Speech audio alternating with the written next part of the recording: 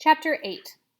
The audience was clearly ill at ease. They applauded at the final assignment, but the applause was piecemeal, no longer a crescendo of united enthusiasm. There were murmurs of confusion. Jonas moved his hands together, clapping, but it was an automatic, meaningless gesture that he wasn't even aware of. His mind had shut out all the earlier emotions, the anticipation, excitement, pride, and even the happy kinship with his friends. Now he felt only humiliation and terror. The chief elder waited until the uneasy applause subsided. Then she spoke again. "I know," she said with her vibrant, gracious voice, "that you are all concerned, that you feel I have made a mistake." She smiled. The community, relieved from its discomfort very slightly by her benign statement, seemed to breathe more easily. It was very silent. Jonas looked up. "I have caused you anxiety," she said. "I apologize to my community." Her voice flowed over the assembled crowd. "We accept your apology," they all uttered together. "Jonas," she said, looking down at him, "I apologize to you in particular. I caused you anguish." "I accept your apology," Jonas replied shakily. "Please come to the stage now." Earlier that day, dressing in his own dwelling, he had practiced the kind of jaunty, self-assured walk that he hoped he could make to the stage when his turn came. All that was forgotten now. He simply willed himself to stand, to move his feet that felt weighted and clumsy, to go forward, up the steps and across the platform until he stood at her side. Reassuringly, she placed her arm across his tense shoulders. "Jonas has not been assigned," she informed the crowd, and his heart sank. Then she went on, "Jonas has been selected."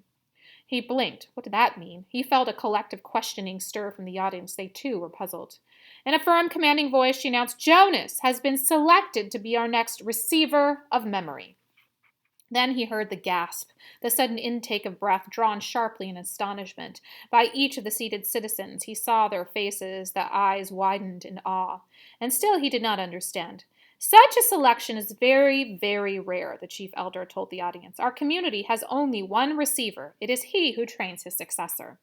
"We have had our current receiver for a very long time," she went on, Jonas following her eyes and saw that she was looking at one of the elders.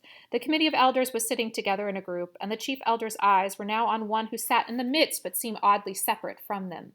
It was a man Jonas had never noticed before, a bearded man with pale eyes. He was watching Jonas intently. "We failed in our last selection," the chief elder said solemnly. "It was 10 years ago when Jonas was just a toddler. I will not dwell on the experience because it causes us all terrible discomfort." Jonas didn't know what she was referring to, but he could sense the discomfort of the audience. They shifted uneasily in their seats. "We have not been hasty this time," she continued. "We could not afford another failure. Sometimes," she went on, speaking now in a lighter tone, relaxing the tension in the auditorium, "we are not entirely certain about the assignments, even after the most painstaking observations. Sometimes we worry that the one assigned might not develop through a training of every attribute necessary. 11s are still children, after all. What we observe as playfulness and patience, the requirements to become a nurturer, could, with maturity, be revealed as simply foolishness and indolence.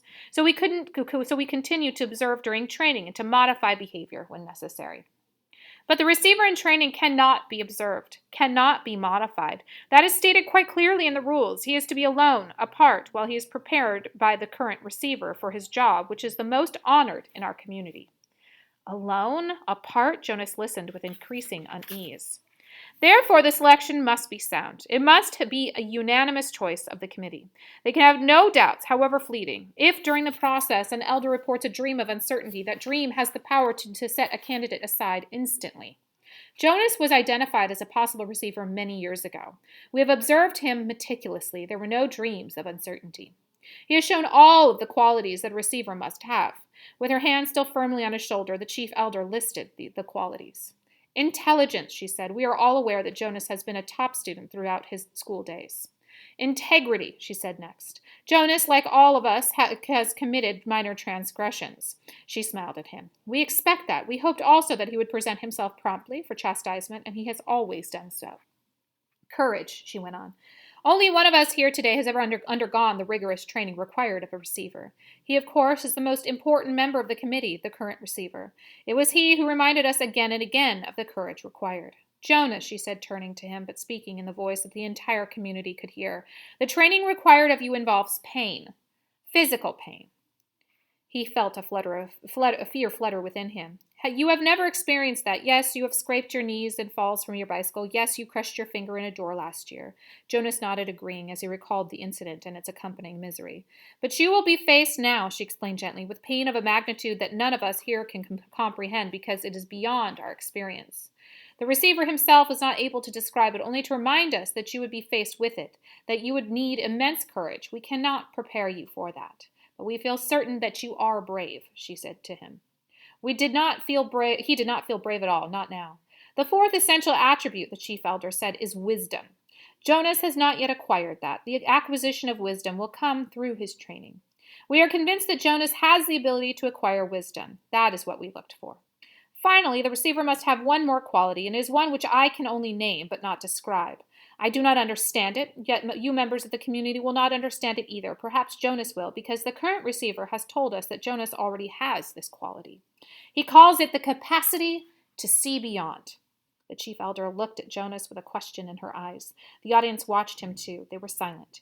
For a moment he froze, consumed with despair. He didn't have it, the whatever she had said. He didn't know what it was. Now was the moment when he would have to confess that, to say, "No, I don't, I can't," and throw himself on their mercy, ask their forgiveness, to explain that he had been wrongly chosen, that he was not the right one at all. But when he looked out across the crowd, the sea of faces, the thing happened again. The thing that had happened with the apple. They changed. He blinked and it was gone. His shoulders straightened slightly. Briefly, he felt a tiny sliver of sureness for the first time. She was still watching him. They all were. "I think it's true," he told the chief elder and the community. "I don't understand it yet. I don't know what it is, but sometimes I see something and maybe it's beyond."